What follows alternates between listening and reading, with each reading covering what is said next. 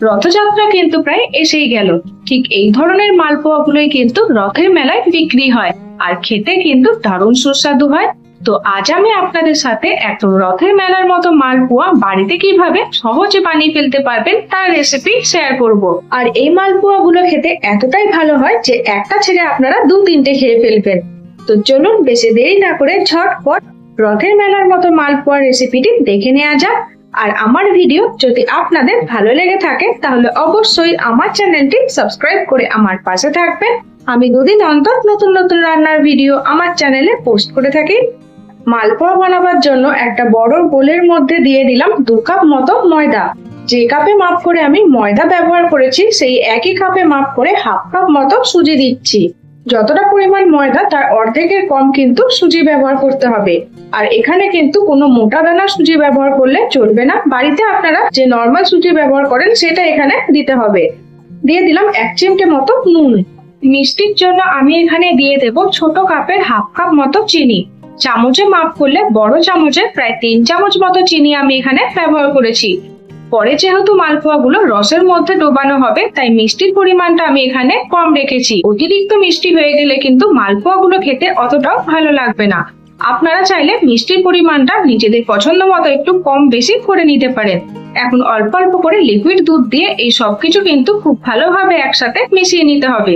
একবারে অনেকটা দুধ দিয়ে দেবেন না, তাহলে কিন্তু খুব বেশি পাতলা হয়ে যেতে পারে। দেখুন মালপোয়া বানাবার জন্য ব্যাটার কিন্তু আমাদের একদম রেডি হয়ে গেছে।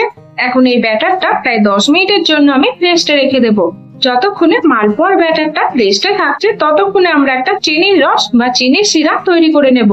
তার জন্য একটা কড়াইয়ের মধ্যে দিয়ে দিলাম 1 কাপ মতো চিনি। যে কাপে মাপ করে আমি চিনি ব্যবহার করেছি সেই একই কাপে মাপ করে দিয়ে দেব 2 কাপ মতো জল। আর দিলাম 2টো এলাচ। এলাচ দেওয়াটা কিন্তু পুরোপুরি অপশনাল, আপনাদের ভালো লাগলে আপনারা দিতে পারেন। এখন এই চিনি ও জলটা খুব ভালোভাবে নেড়েচেড়ে আমি মিশিয়ে নিচ্ছি। আর যতক্ষণ না চিনির রসটা বেশ একটু চ্যাটচ্যাটে হয়ে আসছে ততক্ষণ অবধি কিন্তু সমানে নেড়েচেড়ে এটা রান্না করে নিতে হবে। মালপোয়াতে দেওয়ার জন্য এই চিনির রসটা কিন্তু একদমই পাতলা করলে চলবে না। জিলাপি বা গজাতে দেওয়ার জন্য ঠিক যেমন ভাবে আমরা একটু মোটা ধরনের রস তৈরি করি সেইভাবে কিন্তু এটা তৈরি করে নিতে হবে। দেখুন মালপোয়াতে দেওয়ার জন্য চিনির রস কিন্তু আমাদের একদম তৈরি হয়ে গেছে। এখন এর মধ্যে দিয়ে দেব অল্প একটু পরিমাণে লেবুর রস, যাতে চিনির রসটা একদমই জমে না যায়। লেবুর রসটা কিন্তু চিনির রসের সাথে সঙ্গে সঙ্গে গরম থাকা অবস্থায় মিশিয়ে নিতে হবে। এখন চিনির রসটা আমি ঠান্ডা হতে রেখে দেব। আর এদিকে একটা তড়কা প্যানের মধ্যে নিয়েছি হাফ চামচ মতো মৌরি আর হাফ চামচ মতো গোলমরিচ। মৌরি আর গোলমরিচটা শুকনো খোলার মধ্যে আমি হালকা করে ভেজে নিচ্ছি। এই গোলমরিচ আর মৌরিটা গ্যাসের ফ্লেমটা একদম লোতে রেখে খুবই হালকা করে ভেজে নিতে হবে, যতক্ষণ না অবধি এর থেকে খুব সুন্দর একটা গন্ধ বেরিয়ে আসছে। এখন এটা গরম থাকা অবস্থায় হামাল দিস্তার মধ্যে আধফুটো করে নেব। কিছুটা গুঁড়ো গুঁড়ো হয়ে যাবে আর কিছুটা একটু দানা দানা থাকবে, সেইভাবে কিন্তু আধফুটো করে নিতে হবে। এই ভাজা মৌরি ও গোলমরিচের গুঁড়োটা যদি মালপোয়ার মধ্যে ব্যবহার করা হয় তাহলে খেতেও ভালো লাগে আর গন্ধটাও কিন্তু খুব সুন্দর আসে। দেখুন এখানে গোলমরিচ আর মৌরিটা কিন্তু আমি আধফুটো করে নিয়েছি। হাতের মধ্যে নিয়ে দেখিয়ে দিচ্ছি, দেখে বুঝতেই পারছেন ঠিক কেমন ভাবে এটা আধফুটো করে নিতে হবে। এখন আগে থেকে যে মালপোয়ার ব্যাটারটা আমরা তৈরি করে রেখেছিলাম তার মধ্যে এই গোলমরিচ ও মৌরির গুঁড়োটা দিয়ে দেব। খুব ভালোভাবে কিন্তু ব্যাটারের সাথে এই সবকিছু মিশিয়ে নিচ্ছি। যদি ব্যাটারটা খুব বেশি পাতলা বা খুব বেশি মোটা মনে হয় তখন আপনারা অল্প একটু দুধ দিয়ে কিন্তু ব্যাটারটা অ্যাডজাস্ট করে নিতে পারেন।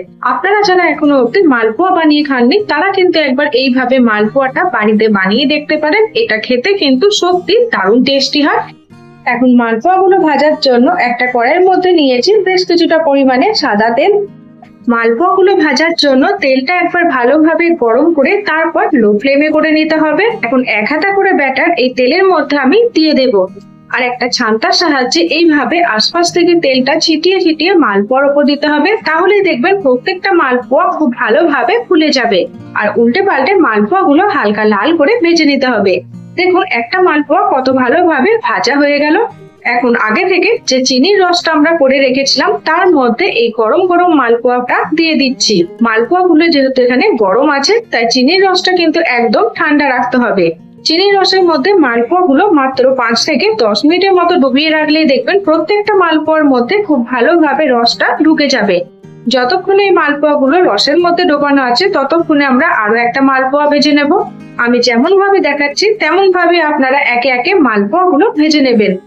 মালপোয়াগুলো ভাজতে ভাজতে তেলটা যদি খুব বেশি গরম হয়ে মালপোয়াগুলো পুড়ে যায় তখন কিন্তু আপনারা গ্যাসের ফ্লেমটা বন্ধ করে তেলটা কিছুক্ষণের জন্য ঠান্ডা করে নিতে পারেন। তাহলে দেখবেন আর মালপোয়াগুলো একদমই পুড়ে যাবে না।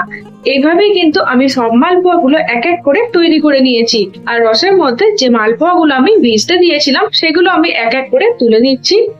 মাত্র 5 থেকে 10 মিনিটের জন্য মালপোয়াগুলো রসের মধ্যে রেখে দিলেই দেখবেন প্রত্যেকটা মালপোয়ার মধ্যে খুব ভালোভাবে রসটা ঢুকে যাবে। তার বেশিক্ষণ ধরে রাখার কিন্তু আর প্রয়োজন নেই। এইভাবেই কিন্তু আপনারা 2 কাপ মতো ময়দা আর হাফ কাপ মতো সুজি দিয়ে প্রায় 13 থেকে 14টা মতো মালপোয়া বাড়িতেই তৈরি করে ফেলতে পারবেন। এখন এক এক করে মালপোয়াগুলো একটা প্লেটের মধ্যে আমি পরিবেশন করে নিচ্ছি। আপনারা নিশ্চয়ই দেখে বুঝতে পারলেন যে মেলার মতো মালপোয়া বাড়িতে বানানো কিন্তু খুবই সহজ। আপনারা যারা এখনো অব্দি মালপোয়া বাড়িতে বানাননি তারা কিন্তু একবার এইভাবে বানিয়ে দেখতে পারেন। আর এই মালপোয়াগুলো খেতে এতটাই সুন্দর হয় যে একবার বানিয়ে খেলে বারবার খেতে মন যাবে। বাড়িতে বানানো এই মালপোয়া আপনারা কিন্তু একটার বেশি 2-3টে অনায়াসে খেয়ে ফেলতে পারবেন। সব মালপোয়াগুলো আমি এখানে প্লেটের মধ্যে সাজিয়ে নিয়েছি। এর ওপর থেকে দিয়ে দিচ্ছি অল্প একটু পরিমাণে ড্রাই ফ্রুটস, যাতে দেখতেও ভালো লাগে আর খেতেও ভালো হয়। এখন একটা মালপোয়া হাতের সাহায্যে আমি কেটে দেখিয়ে দিচ্ছি। দেখে বুঝতে পারছেন মালপোয়াগুলো কত সুন্দরভাবে তৈরি হয়েছে আর এর ভেতর অবধি কিন্তু রসটা খুব ভালোভাবে ঢুকে গেছে। তো আমার এই দারুণ স্বাদের একদম রথের মেলার মতো মালপোয়া রেসিপি আপনাদের কেমন লাগলো কমেন্ট বক্সে জানাতে ভুলবেন না। আর আমার ভিডিও যদি আপনাদের ভালো লেগে থাকে তাহলে অবশ্যই আমার চ্যানেলটি সাবস্ক্রাইব করে আমার পাশে থাকবেন।